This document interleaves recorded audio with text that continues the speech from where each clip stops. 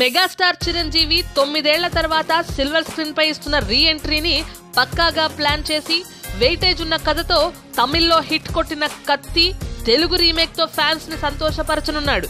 Telugu నేటివిటీకి suit అయ్యే చిన్న చిన్న మార్పులతో కామెడీకి మ్యూజిక్ కి కూడా ఈక్వల్ ప్రపోర్షన్ ఇచ్చి ఖైదీ నంబర్ 150గా సినిమాని సెట్స్ పైకి తీసుకెళ్లాడు డైరెక్టర్ వివి వినాయక్. ఇప్పటికే ఈ సినిమా షూటింగ్ చివరి దశకు వచ్చినట్టు వినికిడి. 1-2 కీలకమైన సన్నివేశాలు, క్లైమాక్స్ సన్నివేశాలు మినహాయించి దాదాపు ఖైదీ షూటింగ్ ఫినిష్ అయినట్టేనట.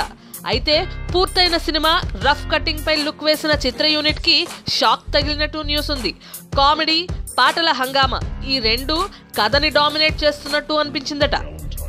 తెలుగు రీమేక్ లో హైలైట్ చేయాలనుకున్న కమర్షియల్ ఎలిమెంట్స్ మాత్రమే ఉన్నట్టు, కథ పక్కదారి పట్టినట్టు ఉందని మేకర్స్ ఫీల్ అవుతున్నారు. ఇక చిరుయే ఏదో ఒక బోల్డ్ స్టెప్ తీసుకుని నెసెసరీ చేంజెస్ తెస్తే ఒరిజినల్ ఫీల్ పోకుండా ఉంటుందని యూనిట్ భావిస్తుంది. రీషూట్ అంటే గనక సంక్రాంతి బరిలో చిరు లేనట్టే. ఏండి ఏటి నచ్చిందా వీడియో?